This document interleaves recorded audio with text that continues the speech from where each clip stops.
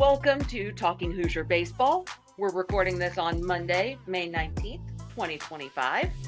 I'm Cassie Palmer, joined by Chris Feeney and Zach Horwitz. Indiana remained hot, beating a quality Michigan team on the road this past weekend in a series, 2-1. The Hoosiers won a close one on Thursday and then dominated the Wolverines on Friday to clinch the series. Michigan jumped out to an early lead on Saturday, and the Hoosiers were not able to come back. For his efforts, Hogan Denny was named Big Ten Freshman of the Week. Now, Chris, along with several other members of the crew, was in Ann Arbor this past weekend. How was that trip, and who earned the red belts? Thanks, Cassie. Yeah, we had a great time. It really was. It was put together quick. Carl and his better half had already planned it.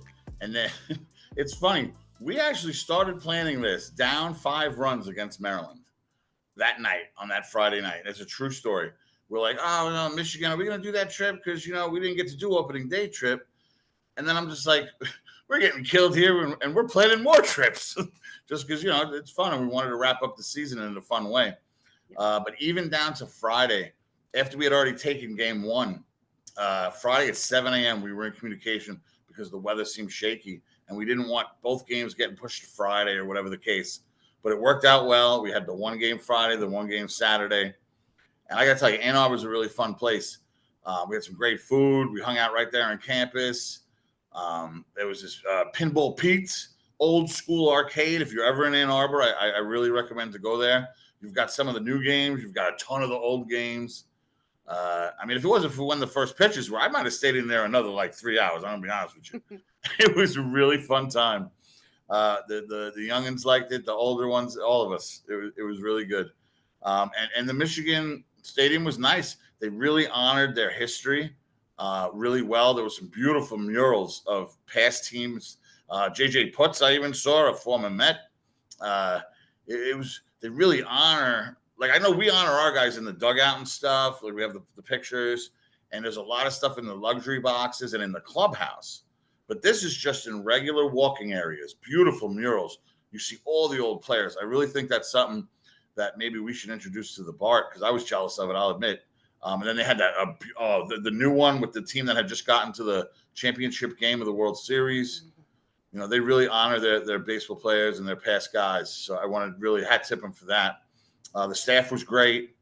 We're kind of loud and obnoxious or whatever, and the staff was cool with it.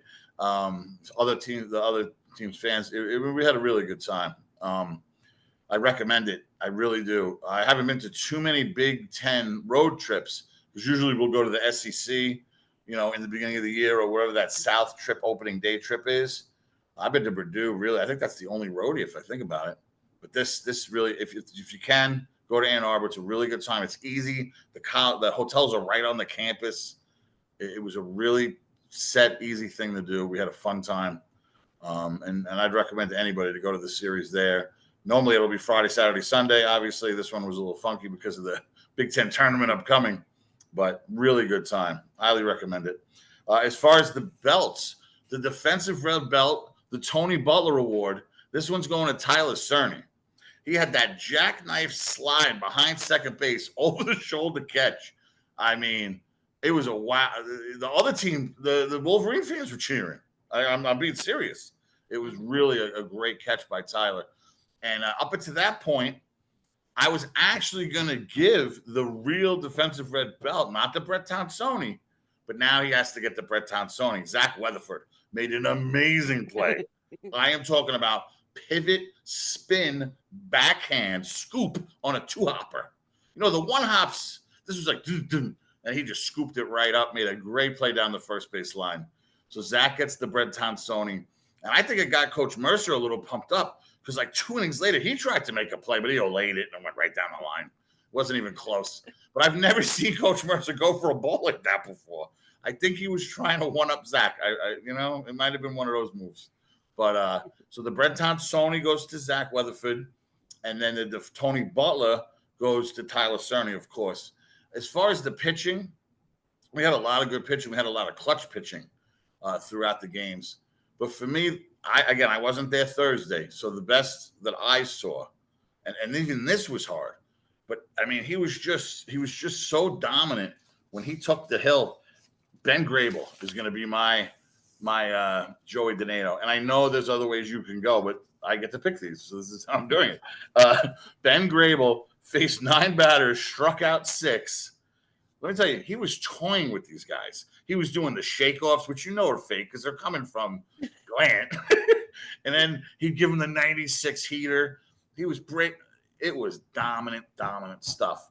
He threw 3 innings. He got the save because, you know, you get the 3 innings no matter what the score is. No hits, no runs, 6 Ks, faced 9 guys, threw 43 pitches. If that's the Ben Grable we're going to get in the Big Ten tournament, good luck to anybody who's facing him, because it was nasty stuff. And I mean, the view we had was beautiful. That's another thing about the Michigan experience. For whatever reason, the way the stadium is put together, there's like not that much foul territory. The dugouts are much more closer to home. Like you were right on top of the action. It was really good to watch Grable hum it in there. 96. The best was the shake off, though. I think it was a 1-2 count. He shakes. We're all like, yeah, okay. And then I'll give him the heater. And he 96. Guy swung and a miss. It was beautiful. So Ben Grable gets the Joey Donato Award. And as far as the Alex Dickerson Award, the final Alex Dickerson Award of the season, because we do not give these out in the Big Ten tournament or the regionals. Again, bunch of choices. But there was a moment that a lot of you guys probably wouldn't have known about if you were watching on TV or following along on game day or something.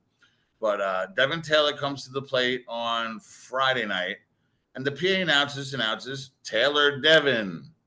Completely blows his name.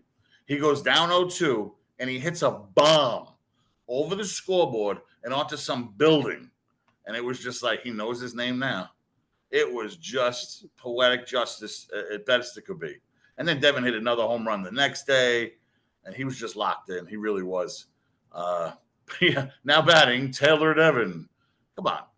You have one job, PA guy, and he's an All-American. Get his name right. Well, he made sure every at bat after that, when we paid attention, and we gave the Bronx cheer every time when they got it right. Every time after that, it was Devin Taylor. Crushed that ball. It was really a good time. So for our red belts, our final red belts of the season, as far as the regular season, we have Devin Taylor, Tyler Cerny, Ben Grable, and then the honorary, of course, for the Brent Thompsoni, Zach Weatherford. Yes, and so with that being the end of the regular season, I guess we have some season awards to give out, and I keep track of these throughout the year. I'll start with the defense because that really the defense and offense were very spread out, but it also meant that it was kind of a bit of a runaway. On the defensive side, the regular season Tony Butler Award winner is Cooper Malamazian with 4 weekly red belts. Next closest were 2 for Cerny and Skyler, and then a whole bunch of guys with 1.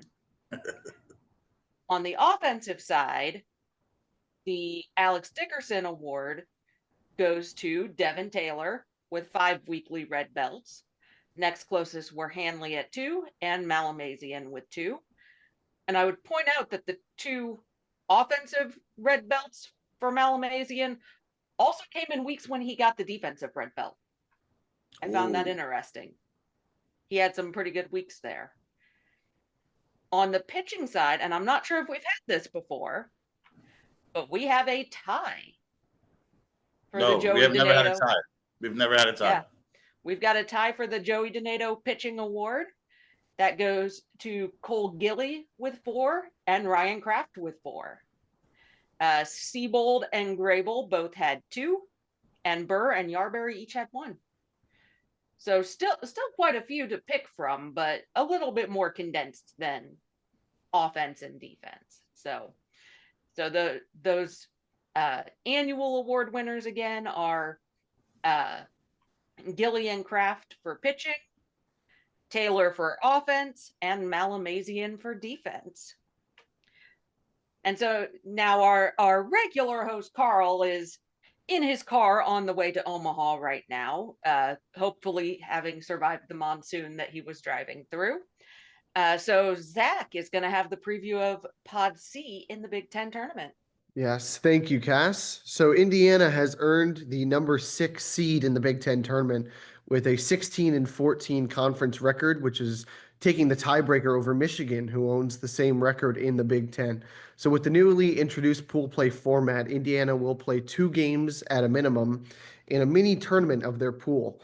So in Pool C, Indiana is the middle seed with number 3 Iowa and number 10 Rutgers included as well. The Hoosiers will need to go 2-0 to advance to the semifinals, while Iowa only needs to go 1-1 as the highest seed in the pod gets to advance in the case of the same record. So Indiana's most important game is the first one. They will take on the Rutgers Scarlet Knights in the 6v10 game to get a crack at Iowa and an opportunity to advance. This means the winner of the contest will likely face Iowa's best arms as they will throw away the game against the team that is unable to advance.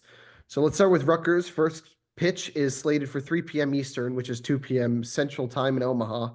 The Scarlet Knights and the Hoosiers did not match up in the regular season, but have many similar opponents, of course. They wrapped up their season winning 3 of the last 4 series, and they've played in many high-scoring affairs across the season. Rutgers, who will act as the visiting team, will likely toss out Friday starter Landon Mack, who was on 5 days rest at the time of the game. The freshman right-hander showcases a 4.36 ERA in 74 innings pitched.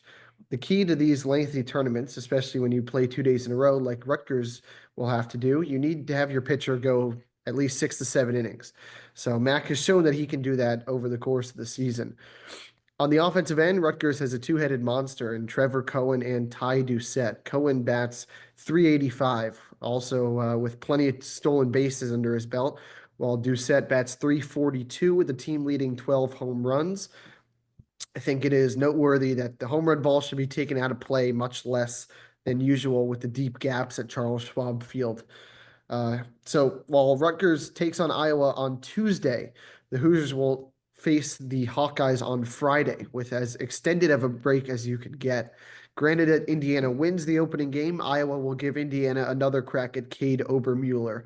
The two teams faced off a few weeks ago with the then Big Ten leading Hawkeyes taking all 3 games in Iowa City. In the first one, Obermueller tossed 5.2 innings of 1-run ball, allowing just 2 hits. So Indiana scored just 3 runs in 3 games there. So they're looking for a bit of revenge when it really matters now.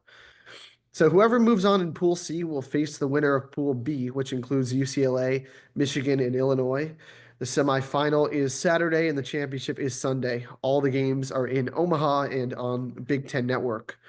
So we'll have plenty of coverage coming these next few days between Carl, who will be in Omaha, myself, the IU Base account, and the website as well.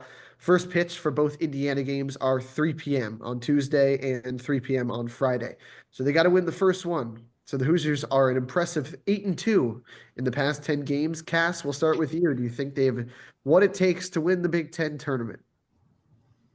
I think if things go exactly right, yes. If they play up to their ceiling that we've seen this year, they can play with anybody. It's just that matter of consistency. And we have started to see that consistency more in the last few weeks. You mentioned 8-2 in the past 10 games. That consistency has started to pick up. So if that can hold true, absolutely, this team can play with anybody. And so I think, and you did mention this a little bit, I think, because it seems like the big time the pitching staff has gotten in trouble of late has been home runs.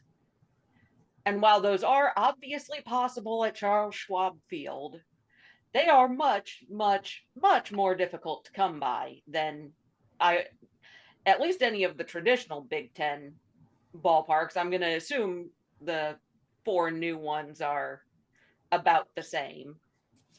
So I think that really does kind of play to IU's advantage, because while IU is a home run hitting team, again, over those last few weeks, they have not been overly reliant on those home runs on the offensive side. So I think the ballpark is overall a helpful factor. Now, one thing to keep in mind for Friday, Iowa's pretty close to Omaha, and I would not be surprised to see people take an extra long Memorial Day weekend to head over to Omaha and cheer on their Hawkeyes. So it's gonna feel, I'm gonna bet, pretty away game ish for the Hoosiers. That is something to keep an eye on. They have played well. I mean, at Michigan, they played well overall. So I absolutely think this team can do it if they keep that high level of play. Yeah, I completely agree, and I'll say the pitching is really the story of this. There's two ways that this is going to go. Either they roll the dice and they win on it, and you use the pitching that you need for Tuesday's game against Rutgers, and then you have your best guys, let's say Gilly and Grable. I think that's the duo that's been rock solid for Indiana. Do they save them for the Iowa game and really hope that the rest of the staff can win them Tuesday? And if so, then the cards are stacked for the Hoosiers. So I think it's either one, they nail the pitching, or two, the offense is going to have to bail out the pitching staff. And they're going to have to score, let's say, 8 runs in a game to win it. So I think it goes one of two ways. I really hope that they don't have to use too many arms starting tomorrow by the time we're filming this. So Tuesday against Rutgers. So if Gilly and Grable can go, maybe they use them tomorrow on Tuesday, which they have the extended rest. Indiana has the longest break of any team to play within the pool play days. So Tuesday and then Friday, and so that Cole Gilly is going to go out there on Tuesday, and if they somehow make the semifinal, he's pitching again on Saturday on short rest, 100%. But if they want to win this thing, I think there's some wild cards in here, and that goes with Aiden Decker-Petty, Jackson Yarberry, Gavin Seabold, and then I think if these guys are active, you got Holderfield, Burr, and even Brayton Thomas to pitch to some lefties. Gilly, Grable, and Kraft, they're going to give you what you get every weekend. So it's really the guys on top of them, and I think Indiana can do it. I really do. I especially with the way that the days match up, and they'll have some rest for the pitchers with a thin staff of guys that you trust, and you have days off. I think they can win it. Yeah. Yeah. And Cass, you kind of stole my thunder as far as it's going to be a big road environment, that Iowa game. That's what it was. What I was going to hit on. Really, that's going to be Iowa. Iowa filled the BART, if you remember, when we hosted it. They had a ton in Bloomington when we hosted the Big Ten tournament. So I can't imagine what they're going to bring to, especially after what happened this weekend. You know what I mean? Like you go the whole season and you're the Big Ten champ, right? And then on the last weekend, you don't get the regular season title, but now you got a shot to at least get the tournament. And I don't know. I'm hearing they might not even make the NCAAs if they don't win this. They got to win this whole thing. That's what I'm saying. Right. So that's correct. So now that's going to bring even more fans because now you're going. It's like a do or die. It's not one of those Big Ten tournaments where we're in anyway. No. These guys are playing for their postseason lives. I think the place is going to be a zoo on Friday at 2:00. I totally agree with that. Cass totally stole the thunder. I'm going to go against Zach a little bit. Maybe it was because of being there and watching Cole Gilly, the Bulldog performance. He had 3 hits and 1 run. And then watching Grable come out. I mean, this dude, they were both rock solid locked in. I'm splitting them up. And I'm putting one on Saturday. I really think. Because you got to win them all. So I say Friday, Kraft and whoever else, Seabold maybe, whatever the case. Then Gilly, save Grable for Saturday. I really think that's the way to go because you got to win Saturday and Sunday, right? You got to win all these games. You got to burn them all out on Friday. I know it's probably traditionally the way to go is to just get through the 2 and roll the dice in the final 4. I would be completely fine with this season ending if Grable doesn't pitch because we screwed up one of the other 2. And I'd have to be okay with it, and I will be. To have him. I'm saying to have him for Saturday. If we don't make it, I'll be okay with it. They obviously have to win Tuesday first. So who do you Kraft and others? I think Kraft and others. You're going to have to put somebody Tuesday, and then that duo or whoever it is will have to also pitch probably Saturday if they can On get. But I don't know. Yeah. Do they though? Do you think they're gonna bring Kraft back anytime before Sunday? I think it depends On the line, how deep he goes, I Well, think if he doesn't go long, we probably won't win. unless the offense goes nuts, which True. they have done. I'd say My opinion would be to save. Gilly is a beast. Those 6 innings he threw, he could have pitched 6 more. Yeah. Like he was locked in. Like he had this. And then Grable. I want to split them up Friday, Saturday. Right? That's what it'd be. Friday, Saturday. they play Tuesday, Friday, and then it would be Friday, Saturday, Sunday. They play 3 Right. days in a row. So Gilly could go Friday. Grable could go Saturday. Kraft and others on Tuesday, and obviously Sunday would be all hands on deck. right. That's And what I would go for. I'd say my one exception. I'm not opposed to the idea of saving Grable, with the exception of a tight game late on Friday.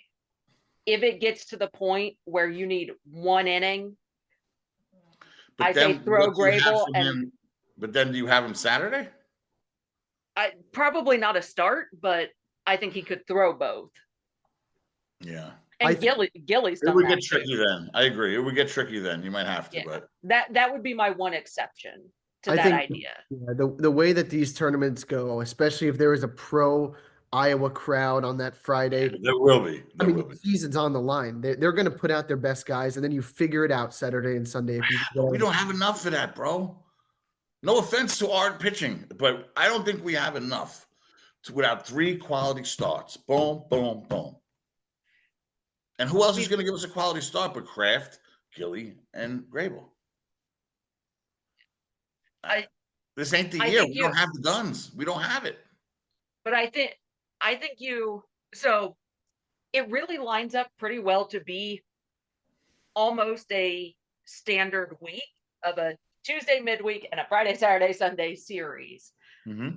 And so I think no matter what, Seabold's coming off the bench. He's coming out of the dugout. Wouldn't he be part of the Kraft others? Because with Seabold, he pitches so much better in relief than he does in a start. Absolutely. So he could absolutely throw an inning or 2 easily on Tuesday and be ready by Friday, Saturday, Sunday. Like totally no problem. We've also seen I'd even say Gilly could. I don't think we want him to, but Gilly could absolutely. Gilly's my guy on Iowa Day in that crowd. Oh, I agree, 100%. I'm Yeah. saying he's capable of doing it, not that he should be put in that position. Those are 2 different things. He's capable. You've also seen throughout the year, this is also depending on how they manage this, but you have seen guys, Dustin Glant trusts in a guy who has been out there for an inning or 2 and is dominating. He'll let him ride until he can't anymore. And if they can limit the amount of pitchers that they use in the pool play, if they can get through it, that's their chance to win. Agreed. That's what I'm saying. We need quality starts, not just quality 2 run. We need dominant starts to get through this. It's necessary. You need 6 innings in the first one, at least. Yep. Yeah. And if it doesn't play out, it doesn't play out. And I will be totally fine. Like, remember, what was it? The Orioles, remember, like, oh, he never put his closer in. Yeah, you know what, though? He was holding it for if you got a lead and they shut it down. As long as you were okay with the season ending without your best gun, the only way we're going to pull this off, to me, is if Grable pitches Saturday. So why not try it? I would also, again, not best option, but I could see Grable do maybe an inning or a get out of danger part of an inning on Tuesday. He'd be perfectly like a fine for Saturday. That would be a bullpen. I think the guys who pitch Tuesday will pitch Saturday if they get there. They're going to have to. Oh, easy. But they don't have to, though. They could pitch Sunday if we get good starting pitching. They got to get each game at a time, Chris. I know that. I don't know. I think this is a tall task. Saturday and Sunday are a tall task. Right. Tuesday and Friday, to me, is the easier part. Yeah. Well, and to me, this pen at its best can do it. This pitching staff can do it at their best. But for what? you've For got 8 innings on Saturday and 8 innings on no, I don't think they can. I think at Playing their best they UCLA can. and playing USC or playing Oregon and playing UCLA. That's going to be the question mark. But that's what we're But looking at. oh, I know.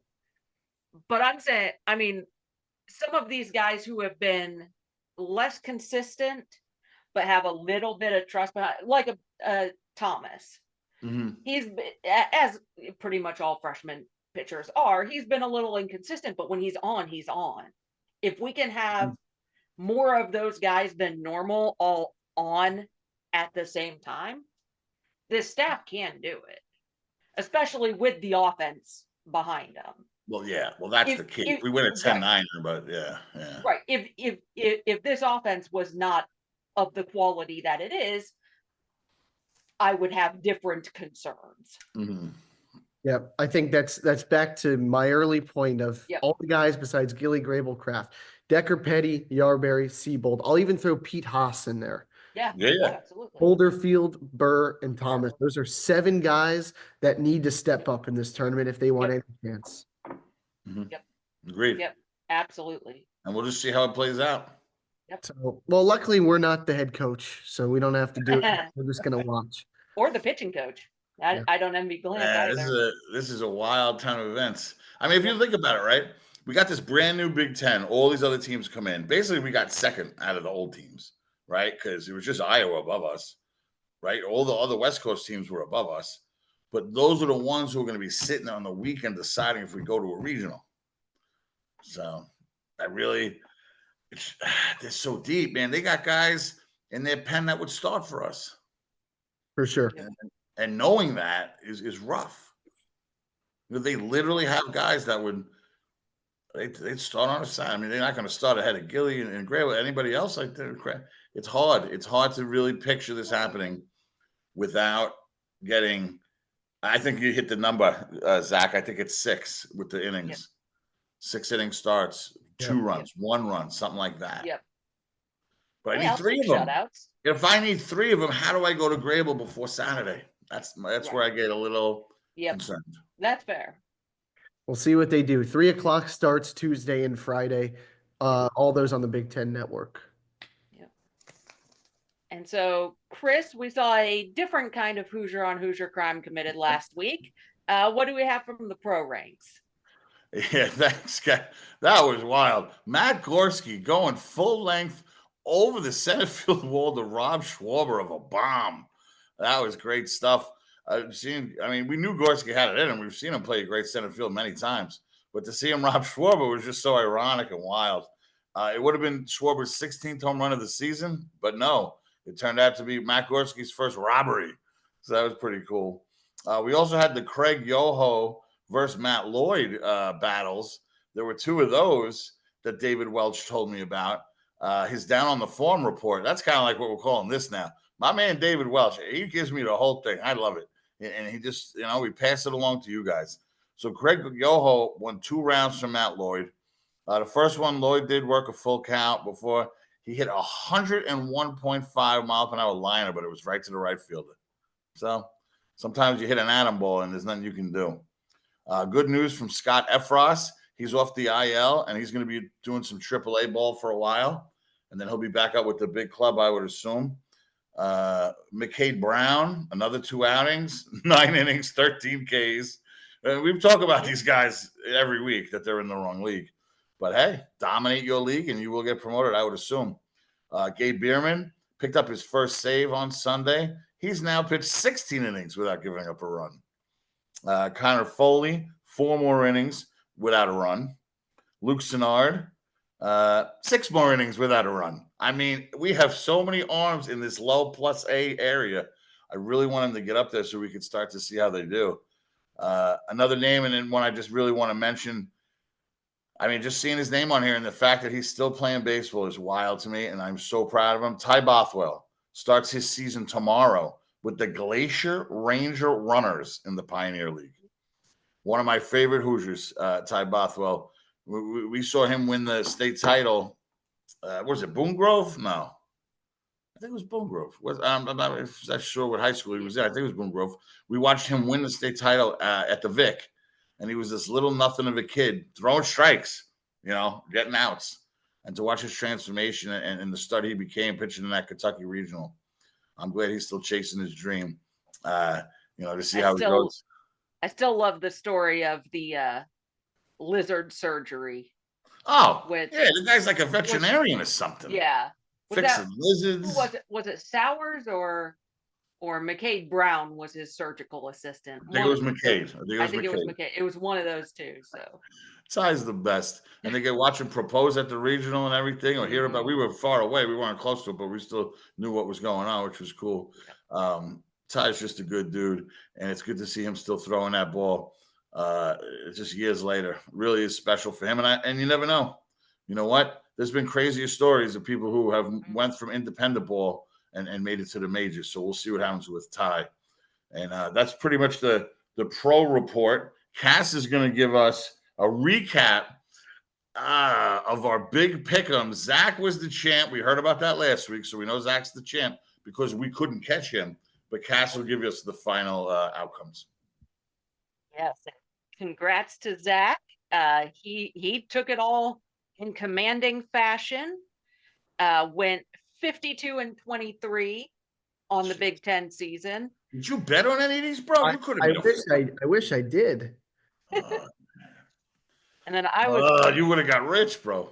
And then I was 4 games out at 48-27. Chris was a game behind me at 47-28. First ever non-fourth place. And then Josh was another 2 games out from there. And Carl was another 3 games out in 5th place. Now, keep in mind that with some of those down the end for Josh and Carl, they were, I don't want to say making opposite picks, but they needed to make up ground by picking games they thought. And I always end up in 4th. Yes. Well, because remember, 4th was last until Zach started playing. Yes. So this is my first time out of last. Yep. And I will note with last week was a bit better than the week before. Zach and I went 5-2 in different ways. Chris and Carl went 4-3, and Josh went 3-4. We were all unanimously correct on UCLA and unanimously wrong on Michigan State. I always find those interesting. Yeah. So there was a lot of them this year, I feel like. Yeah. There was a good bit of unanimous picks that were not always successful. Well, that's like ESPN. ESPN in the last round of basketball, they have 11 guys, and all 11 took Boston Celtics, and all 11 took Cleveland Cavaliers. Yep. And it's New York versus Indiana. Yep. So, yep. So congrats to Zach. You've got it this year. And again, in fairly dominant fashion. You pretty well took the lead and you didn't let it go. Yeah. Josh was up there for a while. It got close for some weeks, but I pulled it out. Yes. And the 3 of us here were all on the podium. Yes. Yes. Oh, I love it. I love this not being last. Yeah. It was wire to wire, though. That's a good point, Cass. It was. You were first the whole time, right? Wow. Yeah, pretty much. That's pretty rare. At least after usually a few Cass weeks. And Josh and Carl, they all do like switches and. I'd also argue the middle of the Big Ten was just chaos this year. Yeah. So that's what we like. It makes it fun. I am general, as long as I use not the top of the conference, I'm pro chaos anyway. in Big Ten tourney this year, I'm absolutely pro chaos because chaos is how IU's going to keep going. Well, that's the thing. We might not be sitting there against the West Coast teams on Saturday and Sunday, right? Yeah. Well, I'm going to assume that we are and that we need to be ready. Oh, absolutely. But I am a fan of IU being chaos agents this week. Fully in favor of that. Do we have any more thoughts before? I did want to shout out one guy who I feel was kind of overlooked this season, and I take credit for it too. I actually did pick him as the X factor, though, in the beginning of the season. But I feel like for whatever reason, Corbin Dickerson doesn't get enough love. The guy has 77 RBIs. I looked up he's the most RBIs by any Big Ten player in the conference, and not in conference games, just total. 77. He had 325. He's got 153 total bases. So I just wanted to shout out Coleman Dixon. Yes. And with him, I am hoping to see him get a home run. So number 20 has 20 home runs, at least 20 home runs. There's just something fun about that. And looking at RBI, he's actually 7th nationally. So not just top of the conference, he's one of the top in the country. I think and he was that's 2 only, at one point. Wasn't he number 2? He was 1 at one point. Oh man. And that 7th is only 3 RBI back of the national lead. And that's without that extra midweek game this last week, not having Cincy. He puts a lot in the gap. He could get a bunch of gap shots at Omaha and add to those ribbies. Absolutely. And behind him, give Jake Hanley Big Ten Freshman of the Year. Have to. Nailed it. Have to. Have to.